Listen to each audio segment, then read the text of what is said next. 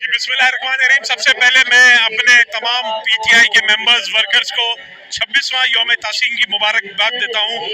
आज 26 साल पहले प्राइम मिनिस्टर इमरान खान साहब ने अपना स्ट्रगल शुरू किया था। इस हवाले से आज हमारा यौम तासीस है। और दूसरा, जो इम्पोर्टेड हुकूमत है उसके खिलाफ जो हमारा एहतजाज है, उसका भी आज हमारी रैली है जो मिलेनियम मॉल से शुरू होकर बोर्ड ऑफिस नाजाबाद पे खत्म होगी। कल का हमारा इलेक्शन कमीशन सिंध के खिलाफ उसके इलेक्शन कमीशन के ऑफिस के बाहर हमारा एहतजाज है, पुरअमन एहतजाज होगा।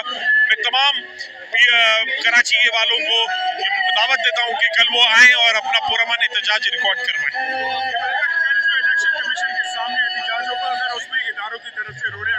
देखिए, एहतजाज तो होगा, हम पुरअमन एहतजाज करेंगे। अभी जितने भी हमारे प्रोग्राम में हमने एक गमला नहीं तोड़ा, एक पत्ता नहीं टूटा। और पाकिस्तान तहरीक इंसाफ किसी भी मजहमत की सियासत को नहीं मानती और पुरअमन सियासत करना, एहतजाज करना सब सियासी पार्टियों का हक है।